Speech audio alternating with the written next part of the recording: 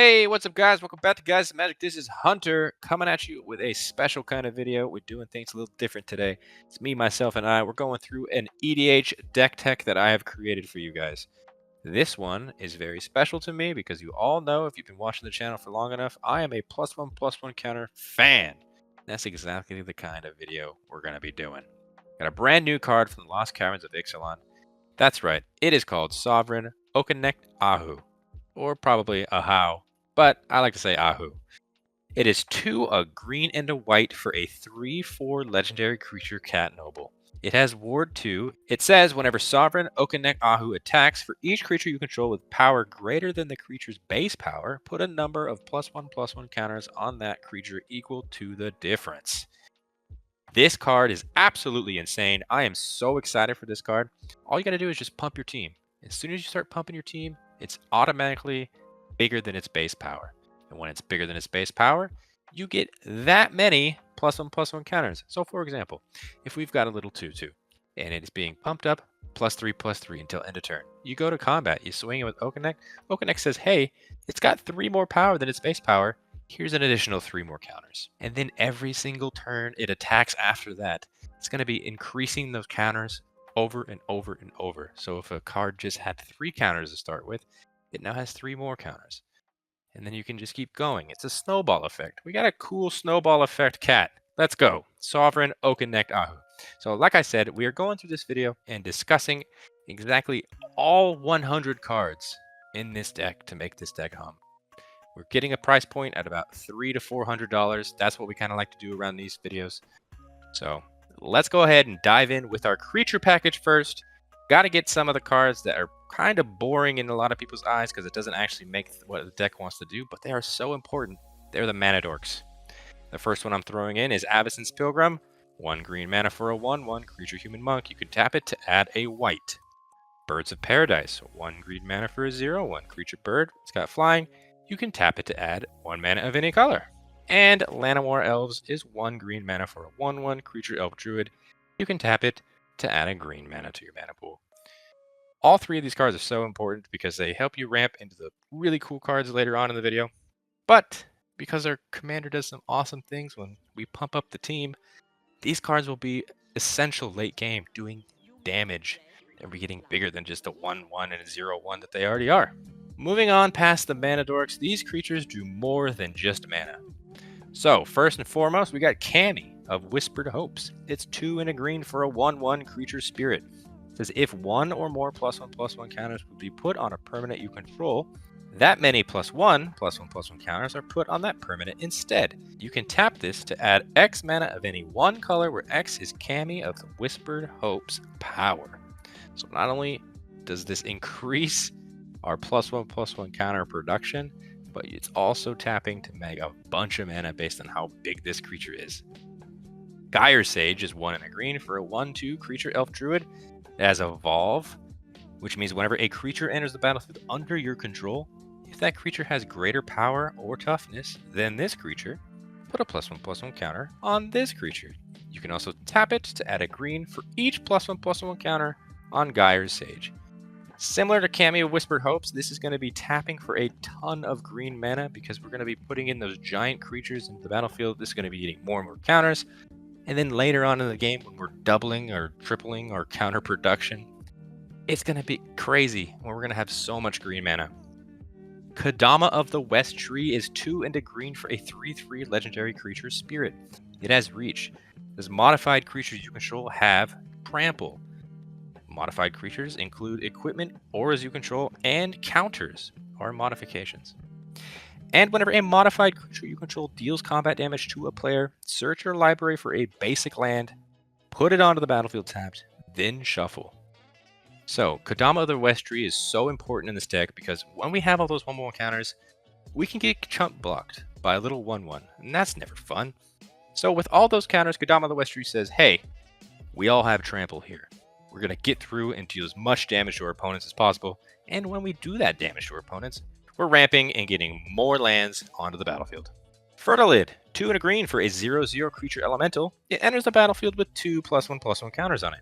You can also pay 1 and a green, remove a +1/+1 counter from Fertilid, Target player searches their library for a basic land card, puts it on the battlefield tab, then shuffles their library. So the awesome thing about Fertilid, it's a 0/0, which means that is its base power and toughness, which means it comes in 2 counters over its base power, which means when Okinec Ahau attacks, it gets 2 additional counters, and then it just keeps snowballing from there. So we can pay that 1 and a green to continue to remove the counters off of this for however many lands we want, put them onto the battlefield. Moving on to creatures that I think are just more power. We want more power in this deck. Here we go. Arwen, Weaver of Hope. 1 and 2 green for a 2/1 legendary creature elf noble. It says each other creature you control enters the battlefield with a number of additional +1/+1 counters on it equal to Arwen, Weaver of Hope's toughness. So it automatically comes in with an additional 1/1 counter, making its power greater than its base power. And Arwen, Weaver of Hope is going to get big later down the road. Our creatures are going to be coming in with massive amounts of counters. Defiler of Vigor is 3 and 2 green for a 6/6 creature Phyrexian Worm. It's got Trample. This as an additional cost to cast green permanent spells, you may pay 2 life. Those spells cost 1 green less to cast if you pay life this way. This effect reduces only the amount of green mana you pay. And it says whenever you cast a green permanent spell, put a +1/+1 counter on each creature you control. Not only is Defiler of Vigor a great way to get cards out just by not using mana, but that ability to put a counter on all of our creatures every time we cast a green card, fantastic. Clamavis is 4 and a green for a 3/3 creature human Tyrannid Artificer. It says each creature you control gets +1/+1 for each +1/+1 counter on it. I said it only matters about having more power than its original base power. So +1/+1 is doing that on top of the counters. This card gets so out of hand so quickly with our commander. Our board is going to be insane. Colonian Hydra, 3 and 2 green for a 0/0 creature Hydra. It's got Trample and says it enters the battlefield with 4 +1/+1 counters on it. It also says whenever Colonian Hydra attacks, double the number of +1/+1 counters on each creature you control. So we can actually stack triggers here. Go ahead and make Okinec Ahau's trigger go first, gets that many counters, and then Colonial Hydra triggers if we're attacking with both at the same time, doubling all of those triggers. And if we start getting that amount of power, it's gonna overwhelm the board so fast. This deck is so exciting. Also, want to keep in mind, Colonial Hydra, very similar to Fertilid that we saw earlier, is a 0/0, so it already has 4 over its base power as it enters the battlefield. Similarly to Colonial Hydra, these are all 0/0 powers, and they all have an X in their cost.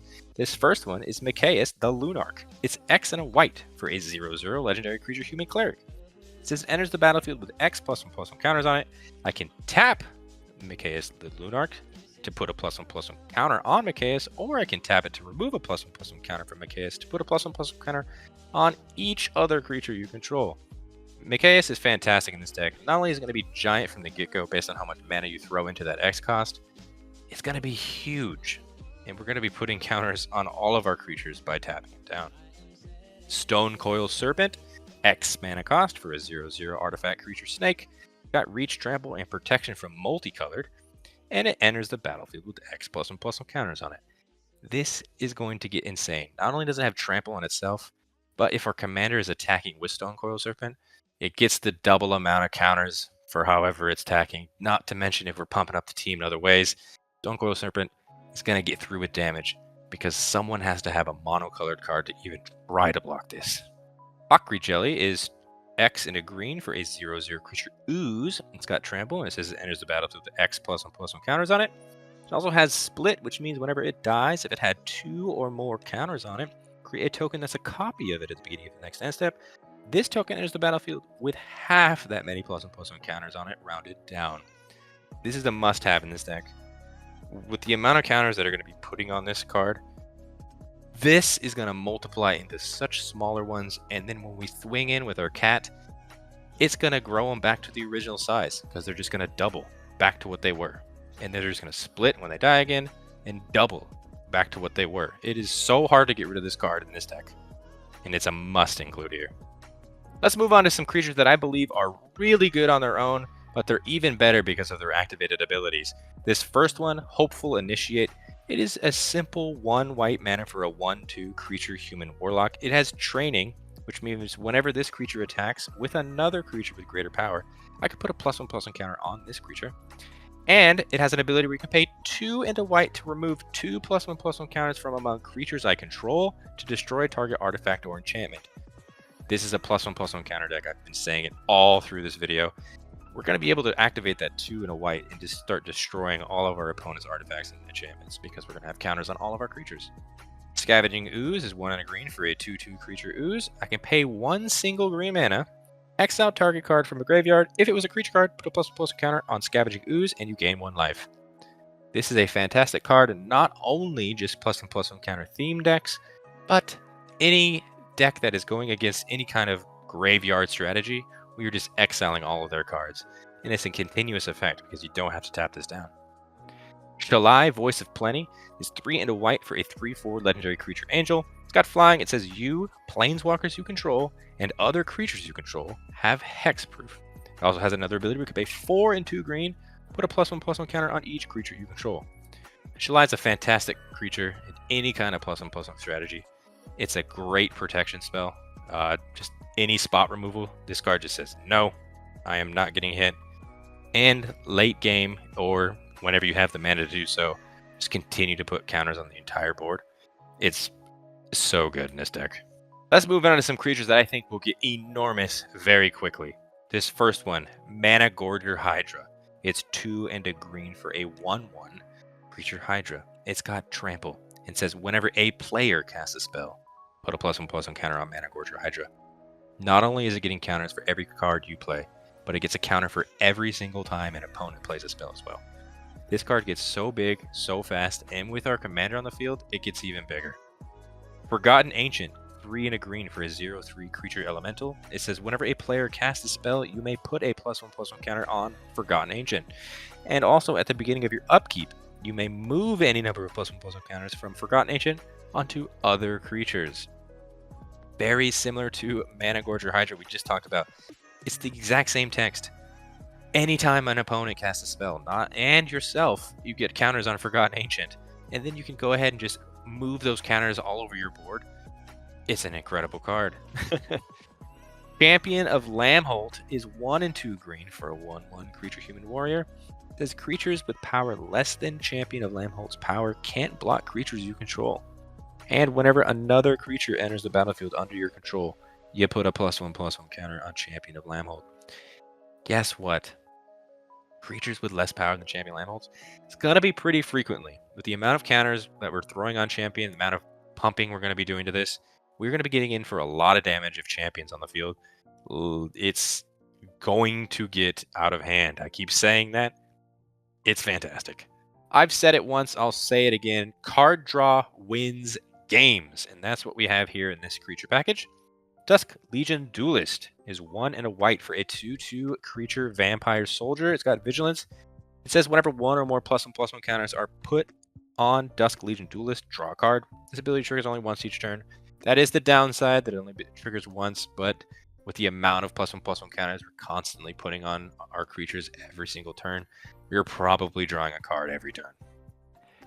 Kutzul, a Malamute Exemplar, is a brand new card. It is a 1, a green, and a white for a 3/3 legendary creature cat warrior. It says your opponents can't cast spells during your turn, and whenever 1 or more creatures you control, each with power greater than its base power, deals combat damage to a player, draw a card. This card was made for this deck. It comes exactly in the same set. Kutzul, Sovereign, Okinec Ahau. They are partners in crime here. Not only can your opponents not cast any spells during your turn on your battlefield, so if you're about to play a winning card, your opponent cannot counter it as long as Kutzul's on the field, but we're going to be doing a bunch of damage, and most likely all of our creatures are not going to have that power equal to its base power, so we're going to be drawing cards off of them. And this last card that I thought was hilarious, because if I can get this big enough, it is going to be insane, is Toski, Bearer of Secrets. It's 3 and a green for a 1/1 legendary creature squirrel. It says this spell can't be countered. It's got indestructible. It says Toski, Bearer of Secrets, attacks each combat if able, and whenever a creature you control deals combat damage to a player, draw a card. So, we are going to be making Toski giant very quickly. We can get those counters on Toski. We can give him a bump if we're attacking with our commander. Toski is going to be indestructible, coming at a player. It's debatable if they want to block maybe a 10-10 Toski. We're just going to be drawing a lot of cards. But what is all that power without evasion? We need some evasion. We got to get in with that damage. So here's that package to do so. Abzan Falconer, 2 and a white for a 2/3 creature human soldier. It has Outlast for 1 white mana, which means you can pay a white, tap it, put a +1/+1 counter on this creature. Outlast only as a sorcery. It also says each creature you control with a +1/+1 counter on it has flying. So what's better than all of our big things with counters? Our big things with counters with flying. Let's go over the top and deal that damage. Duskshell Crawler is 1 and a green for a 0/3 creature insect. It says when it enters the battlefield, put a +1/+1 counter on target creature. Each creature you control with a +1/+1 counter on it has trample. So if we can't go over, you gotta go through. So smash in for that damage. Very similarly, we have Pride Malkin. It is 2 and a green for a 2/1 creature cat. It says whenever it enters the battlefield, put a +1/+1 counter on target creature you control. And once again, each creature you control with a +1/+1 counter on it has trample.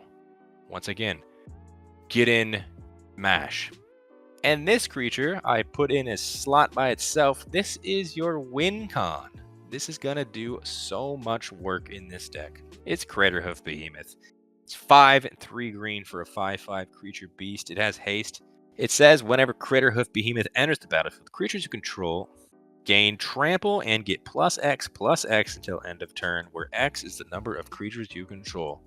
So the fun thing about Craterhoof, yes, it is a finisher in a lot of decks, and yes, it's even bigger finisher here. Because that +X/+X is going on top of whatever our base power and toughness is, that means our commander is getting out of hand even more. Like I've been saying over and over, that plus, like, even if we had just a little 1/1 with no counters, it gets, let's say we had 6 other creatures. So it gets +X/+X, where X is the number of creatures I control. That's 7 creatures. That means we swing in with that 1/1 that's now an 8/8. Guess what? Our commander sees that as 7 over its base power. It gets 7 additional counters. That 8/8 is now a 15/15. Thank you, Craterhoof Behemoth. We are now winning the game. Now, what fun is a +1/+1 counter deck if we can't put a little combo into that deck that is based around +1/+1 counters? Now, I know a lot of people don't like combos, and trust me, I'm not one that goes after combos. I'm not one of those players. But if a combo fits in the deck and works with the deck, and the 2 pieces are separate that don't need to be part of the combo, it just happens to be a combo, I'm putting it in the deck. I don't have any tutors in here to go and search up this combo, but it's here. Walking Ballista and Heliod Suncrown. If you didn't know what it does, let me tell you. Walking Ballista is XX for a 0/0 artifact creature construct. It says Walking Ballista enters the battlefield with X +1/+1 counters on it. I can pay 4 to put a +1/+1 counter on Walking Ballista. I can remove a +1/+1 counter from Walking Ballista. It deals 1 damage to target creature or player. Fun fact, that is a 0/0, which means our commander sees that as its base power. So whatever it comes in with is higher than its base power. So if you wanted to swing, it's going to get bigger. Heliod Suncrown, 2 and a white for a 5/5 legendary enchantment creature god. It's indestructible. It says as long as your devotion to white is less than 5, Heliod isn't a creature, and whenever you gain life, put a +1/+1 counter on target creature or enchantment you control. You can pay 1 and a white, another target creature gains lifelink until end of turn. Now here's where the combo happens.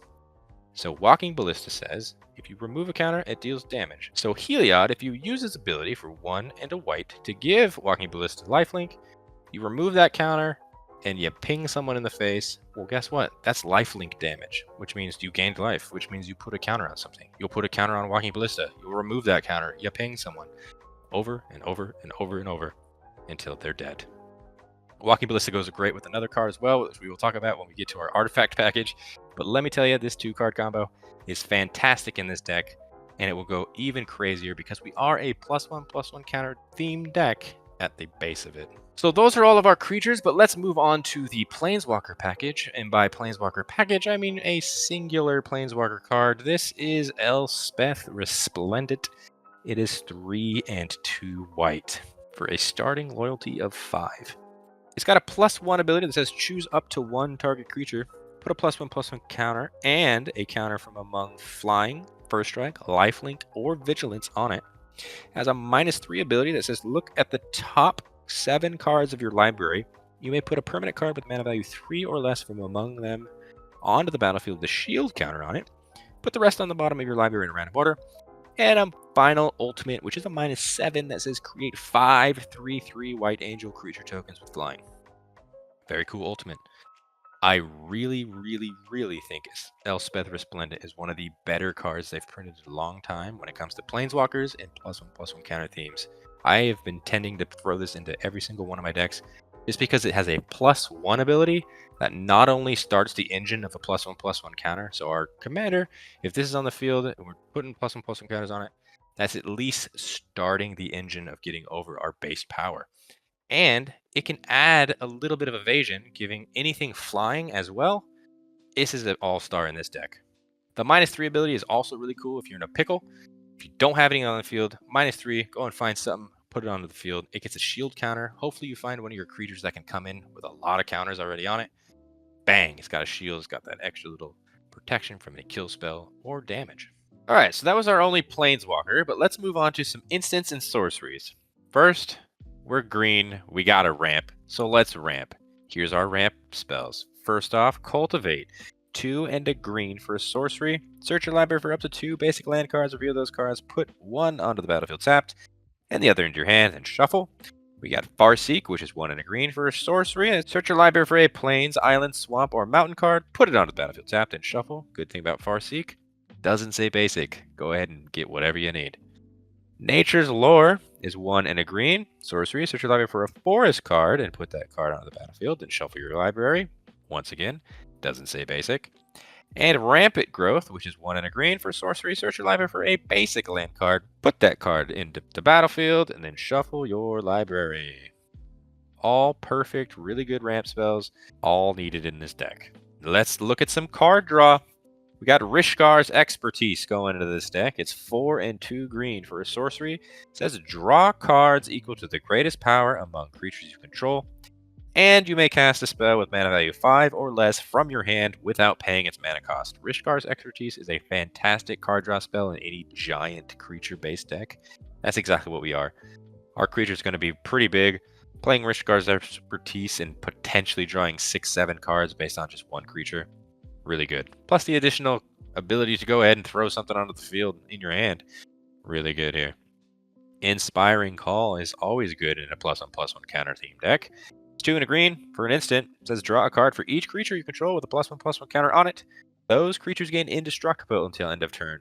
Not only is this a great card draw card, but it also gives us the ability to protect our creatures with indestructible in case there's a pesky board wipe happening. Return of the Wild Speaker is 4 and a green for an instant. It says choose 1. Draw cards equal to the greatest power among non-human creatures you control, or non-human creatures you control get +3/+3 until end of turn. Yes, it's very specific to non-human creatures, but our deck has so many non-human creatures in it. Not only is our commander a cat noble, but we've got other creatures like constructs and gods and insects and cats, and we have enough non-humans to make this work to draw a bunch of cards. But guess what? If we didn't want to draw cards, we can use that +3/+3 ability to all of our non-humans that our commander looks at as being above its base power. So we get those plus counters as well. Moving on to our spot removal package. Very simple to the point. If you're running white, you're running these cards more than likely. It's Swords and Path, Swords to Plowshares. 1 and a white for an instant. Exile target creature. Its controller gains life equal to its power. And Path to Exile. 1 white mana for an instant. Exile target creature. Its controller may search his or her library for a basic land card. Put that card onto the battlefield tapped. Then shuffle his or her library. And of course, Stroke of Midnight, a brand new card from Wild's Drain. It's 2 and a white for an instant. It says destroy target non-land permanent. Its controller creates a 1/1 white human creature token. So not only can we destroy any creature, we can destroy anything that's not a land that we think is maybe the issue. Give them a little 1/1 in exchange. Not going to do much. A couple of board wipes that I think are very important. I have been a big fan of the Exile board wipe effects. They keep getting better and better, so these two are going in First up, Sunfall, 3 and 2 white for a sorcery. Exile all creatures. Incubate X, where X is the number of creatures exiled this way. What does that mean? Well, you create an incubator token with X +1/+1 counters on it, and it has an ability we can pay 2 to transform the artifact. It transforms into a 0/0 Phyrexian artifact creature token. Our deck doesn't have any ways to go ahead and recur, so I don't care about exiling our cards. And not only that, but guess what? This Phyrexian creature artifact token is a 0/0 with however many counters on it. It works well with our commander because that's a greater power than 0. Farewell is going into this. This is just the ultimate board wipe. 4 and 2 white, choose one or more. You can exile all artifacts, exile all creatures, exile all enchantments, or exile all graveyards, or do them all. Just completely start from scratch. That's what I usually do.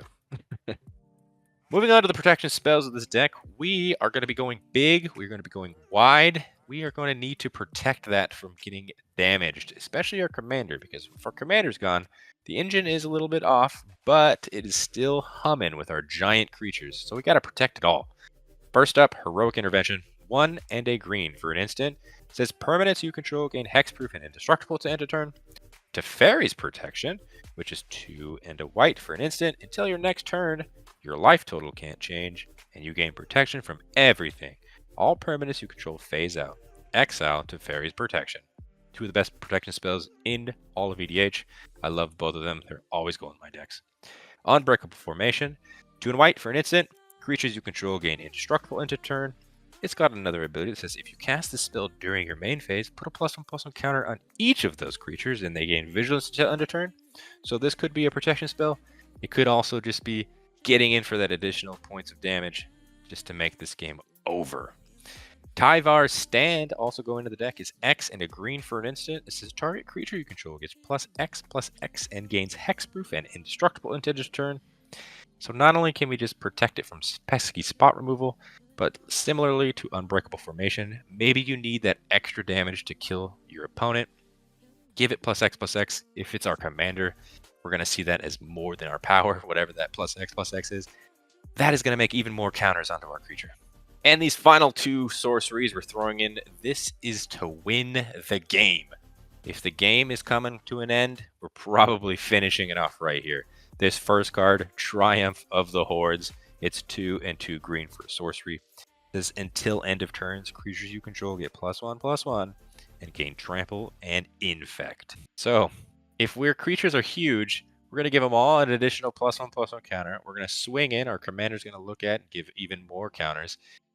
And they're going to get trample, which means whatever damage is being dealt to our opponent, we're doing that damage in infect. 10 poison counters, that's all you need. You're dead at 10. Overwhelming Stampede, also in the deck, is 3 and 2 green for sorcery. Until end of turn, creatures you control gain trample and get +X/+X, where X is the greatest power among creatures you control. Very similarly to good old Craterhoof Behemoth, we're going in for that final bit of damage. Everything gets trample. Everything's going to get bigger. If our commander's on the field, again, +X/+X, even more counters on top of it when everybody attacks. It's wild. Win the game with these 2 cards. Those are all of our instants and sorceries, but it's time to move on to some more permanent spells in the form of artifacts. First up, we got to talk about the mana rocks we're throwing into this deck.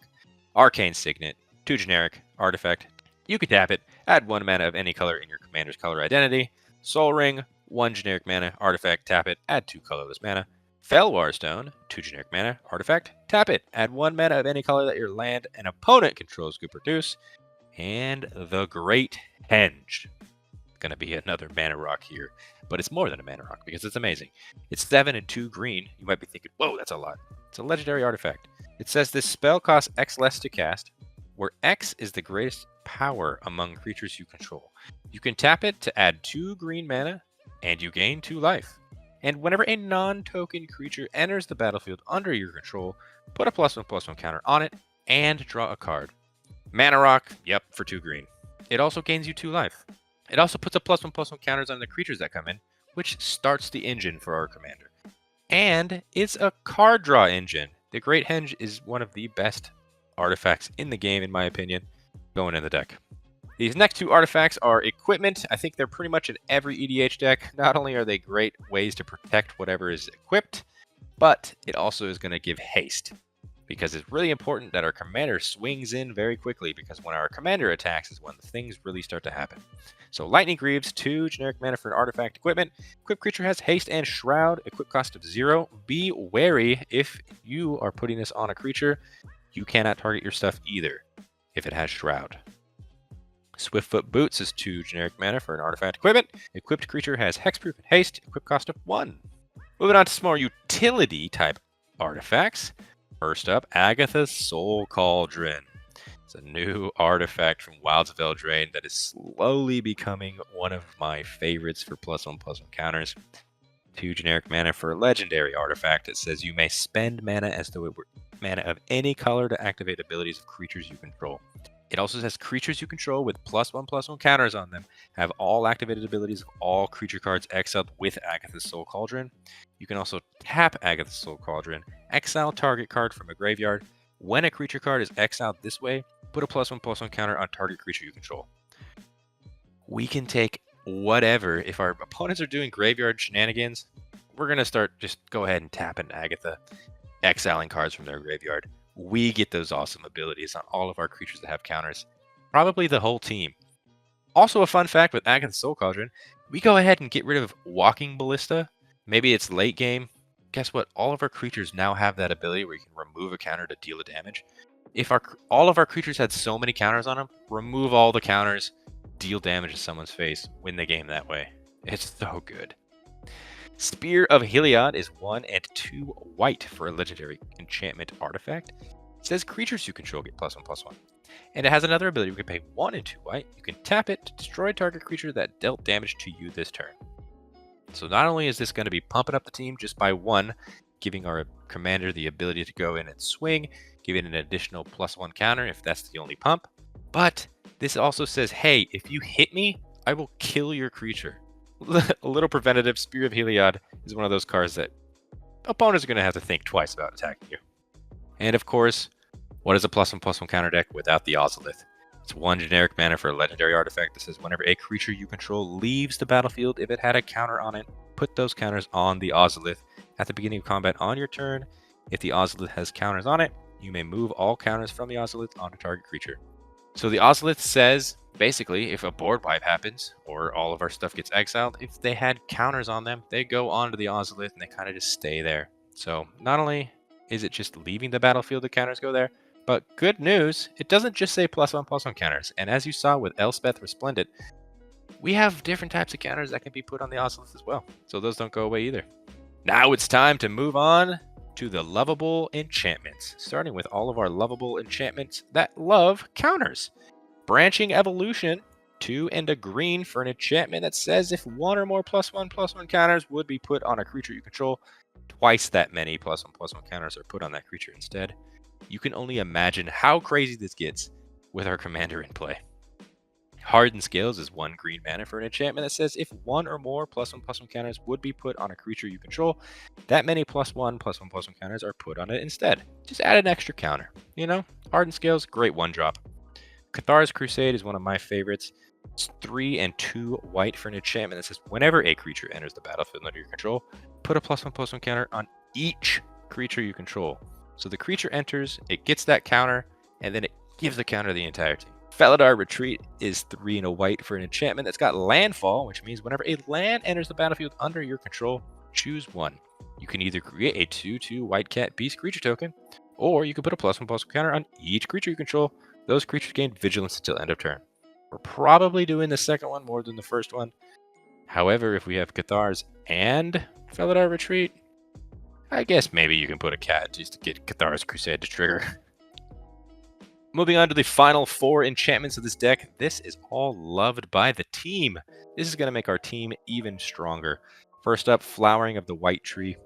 2 white mana for a legendary enchantment that says legendary creatures you control get +2/+1 and have ward 1.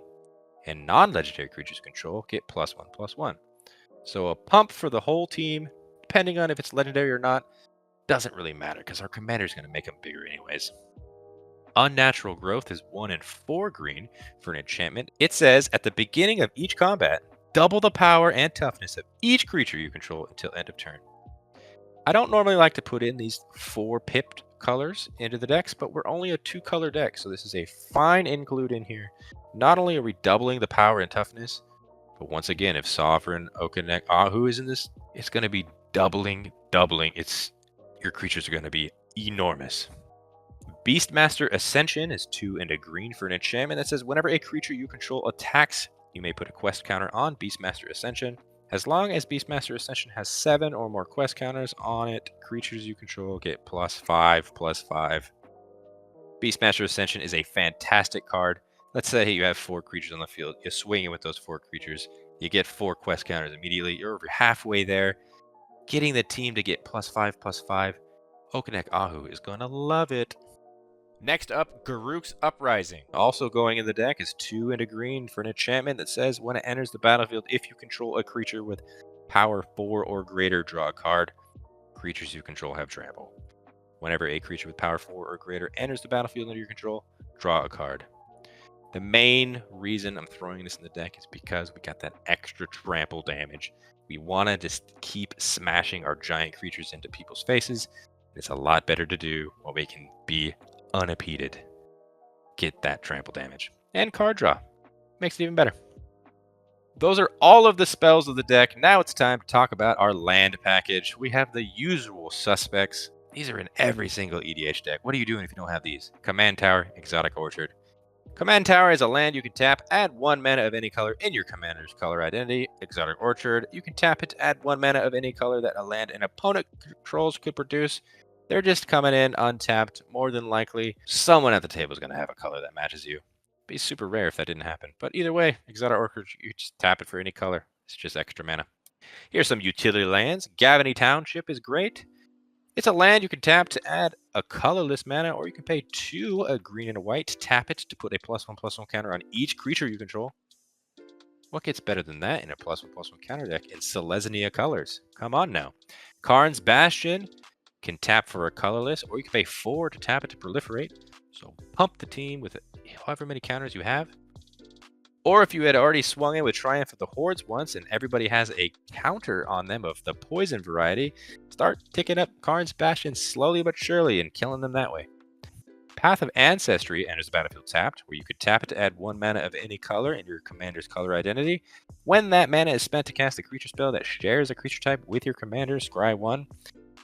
The scrying aspect's not going to happen every time. We do have a few more cats in this deck that you've seen already, but it really just enters the battlefield. You can tap it for any color. Rogue's Passage, you can tap it to add a colorless, or you can pay 4, tap it, target creature can't be blocked this turn. Let's say you got 1 giant thing and your opponent's about 13 life. Goodbye, opponent. Some of the cards that are in our colors, Bountiful Promenade. It's a land that enters the battlefield tapped unless you have 2 or more opponents. You can tap it to add a green or a white. Guess what? We're playing Commander. More than likely you're having 2 or more opponents. Branchloft Pathway is the pathway land that can either come in on the side that taps for a green or the side that taps for a white, whatever color you want at that time. Brushland is the pain land that can either tap for a colorless or can tap for a green or a white. It deals 1 damage to you if you do that. Temple Garden is a land that is a forest plains. You can go get that with one of our many ramp spells that said you can go and get a forest or plains, not necessarily basic. When it enters the battlefield, you may pay 2. If you don't, it enters the battlefield tapped. Canopy Vista is also a land that is a forest plains. You could tap it to add a green or white. It says it enters the battlefield tapped unless you control 2 or more basic lands. Overgrown Farmland enters the battlefield tapped unless you control 2 or more other lands. Taps for a green or white. Sun Petal Grove enters the battlefield tapped unless you control a forest or plains. Once again, tap, add green or white. Fortified Village enters the battlefield. You may reveal a forest or plains card from your hand. If you don't, enters the battlefield tapped. Once again, tap for a green or white.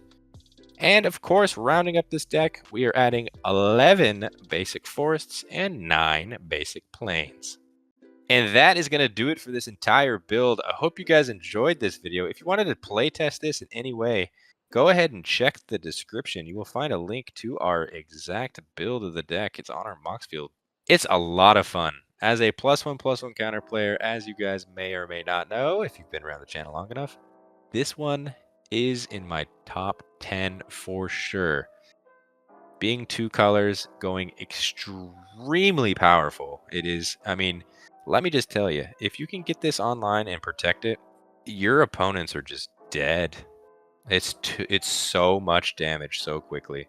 You might become a little bit of a hate generator, but it's so much fun just to cause hate, isn't it? But yeah, if you guys like this video, hit that like button. Subscribe to this channel if you haven't done so already, so you're not missing out on any of these awesome, cool deck techs and reviews and all these other videos that we're putting out all the time. Comment down below. Let me know what you think of this deck. Maybe there is something that I missed that I should have added. This is just my version of the deck. Like I said, we try to make these decks in between $300 to $400. I think this one's right in the middle with the cheapest kind of versions of the cards you can buy on TCG right now. But I'm always interested to hear what you guys have to say. In the description, you will also find links to our Instagram, our TikTok, and our Twitter. That is @GuysAtMagic for each one. Follow us on all of those to see what else we're doing. Also, we have a Patreon. On the screen right now, you'll see all of our awesome Patreon subscribers. Thank you all so much for subscribing. You guys are awesome. If you guys wanted to join them, check the description as well. We've got some awesome bonus content. You got Discord access. We're doing giveaways every month. Don't want to miss out on any of that cool stuff. And until the next video, hope you guys have a great rest of your day. Peace.